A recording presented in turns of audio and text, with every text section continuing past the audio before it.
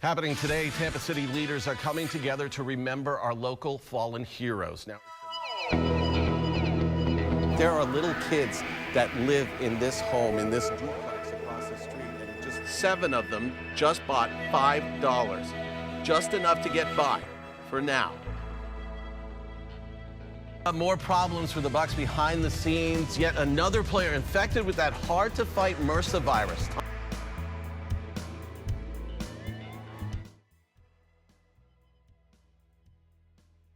And good morning on this awesome Saturday, and it is cooler outside. It is so nice to see and feel. You bet it is. Just a little bit cooler, and we get so excited as Floridians, don't we? Yes, I'm John Thomas. And I'm Ashley Glass. Thanks for waking up with us on this Saturday. Congress is working through the weekend again to try and get the government to start running again. Now, the House and Senate reconvened this morning, trying to end that partial government shutdown and hopefully prevent a U.S. debt default next week.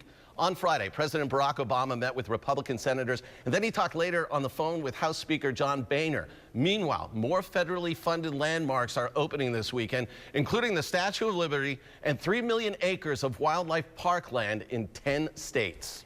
The Manatee County Sheriff's Office is investigating a former high school cafeteria manager who apparently got a student pregnant. ABC Action News anchor John Thomas is live in Bradenton. He joins us now with the latest on this shoot.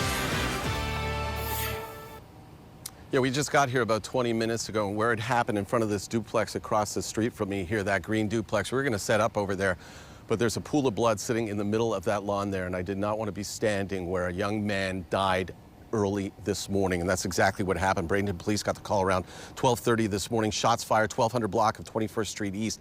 They get here to find the victim lying in the ground. The victim's ID, and I believe we have a picture of him here as well.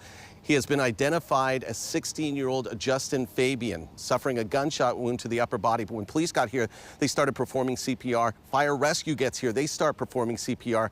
The victim, Justin Fabian, is declared dead at the scene at 12:50. That's 20 minutes after police initially got the call. And once again, he is only 16 years old. Come back to us live here. I want to show you something.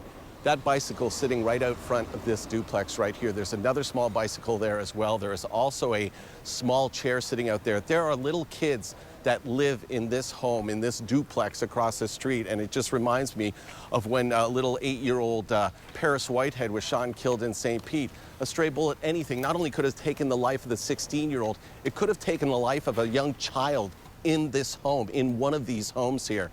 So to hear this kind of news, exceedingly disturbing. And this investigation, because there are no witnesses right now, is ongoing. Back to you. John Thomas reporting live for us in Bradenton.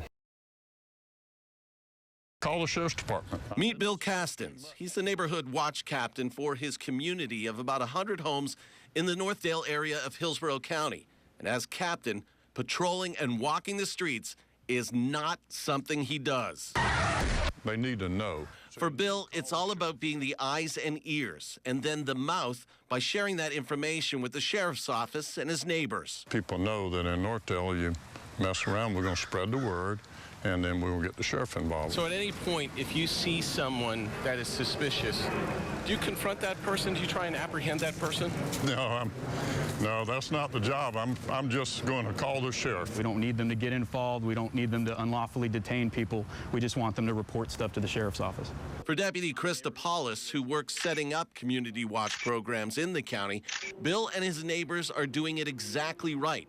In fact, the sheriff's office never tells any of their watch groups to confront or try and apprehend anyone. Unlawful detention is a felony in the state of Florida, so we're very careful with that, telling them you cannot unlawfully detain people, no matter how suspicious they are. In fact, the best weapon when it comes to community watch? The best asset that a neighborhood watch participant can have is to have their cell phone. Call, don't confront. John Thomas, ABC Action News. If you want a more sobering picture on how the price of gas affects people, I think I found it. This is the Chevron station at the corner of Howard and Columbus. And while I was there, of the 8 people I saw pumping gas, 7 of them just bought $5. Just enough to get by, for now.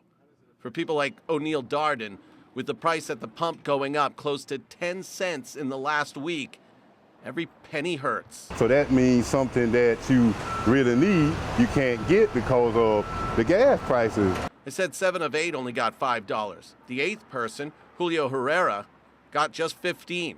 It's money that all goes into his lawn service company. Every day I'm spending like $60, $70 in gas. On what? On the lawnmowers, on the truck. And with the prospect the price is possibly going up another 5 to 20 cents in the next 2 weeks due to a shortage in ethanol, Julio's take-home pay is only shrinking. We're working just to cover our expense. Fahim Malkia is part of a small group of people who operates 5 privately owned gas stations in the Bay Area. And profit is something they have given up on at the pump. As of yesterday, cost was $3.58, and we sell it for $3.59. His cost of gas, $3.58. They are selling it at $3.59. Now add in the credit card transaction fee they pay, and they say they just cannot keep up with the big names like Wawa. Are you getting rich? No. I'm a firm believer in that you're put in certain places in certain situations because that's where you're needed to be. For driver engineer Jeremy Tabak, that day started as a slow suburban day in February of 2014. The first time he was actually acting captain. Called out to Apollo Beach for a gas leak.